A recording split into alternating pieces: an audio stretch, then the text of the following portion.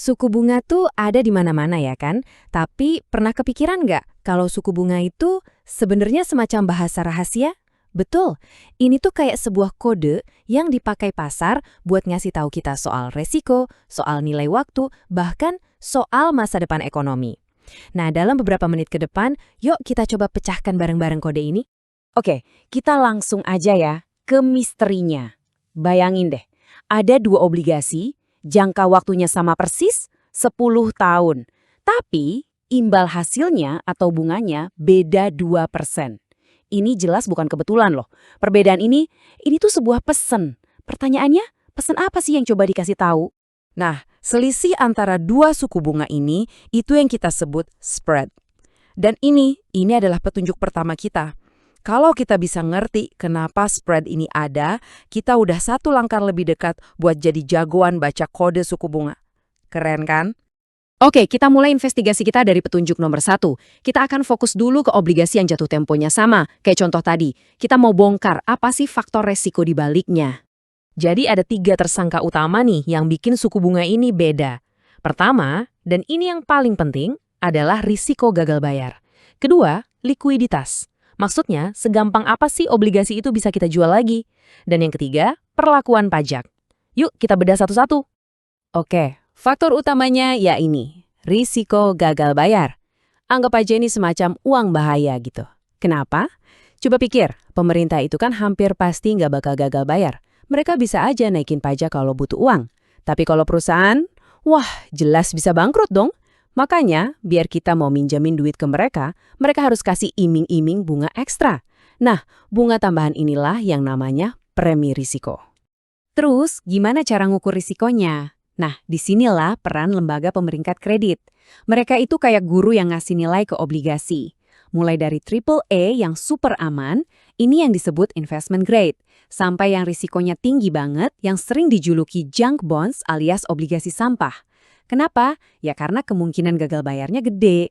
Logikanya simple, makin jelek nilainya, ya makin gede premi resiko yang harus mereka tawarkan.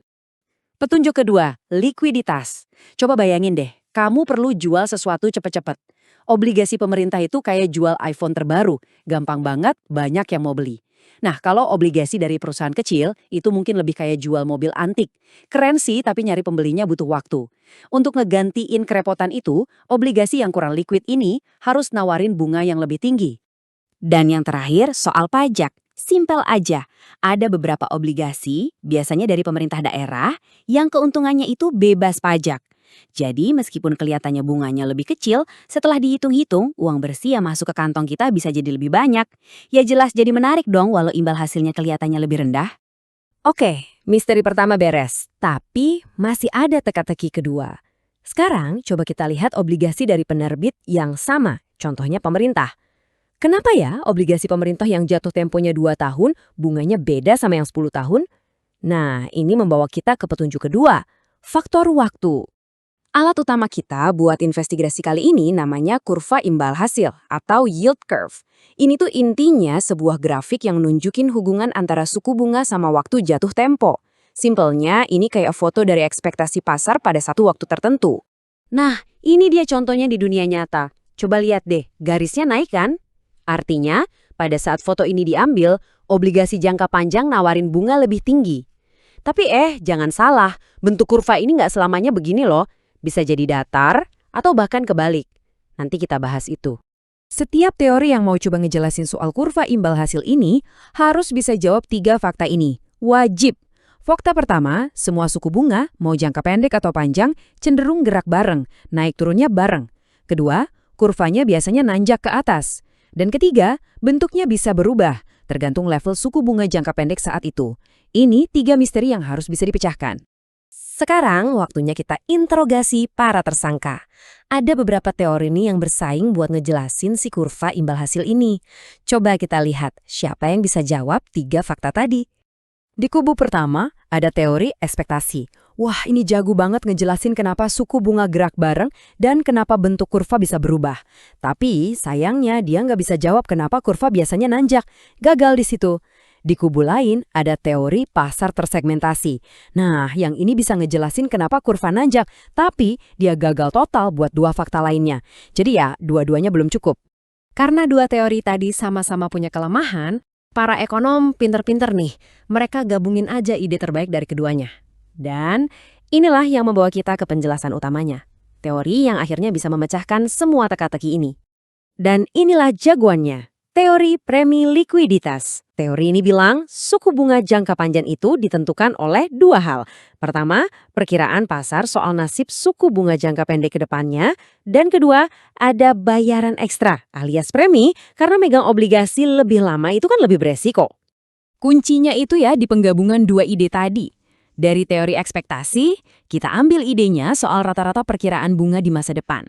Terus, kita juga akui kalau investor itu ya lebih suka yang aman, makanya mereka lebih milih obligasi jangka pendek. Nah, biar mereka mau beli yang jangka panjang, kita harus kasih uang tambahan. Premi inilah yang kita sebut premi likuiditas. Dan voila! Teori ini akhirnya bisa jawab semuanya. Suku bunga gerak bareng, itu karena ekspektasi. Kurva biasanya nanjak, itu karena ada premi. Bentuknya berubah-ubah, itu kombinasi dari ekspektasi plus premi. Sempurna.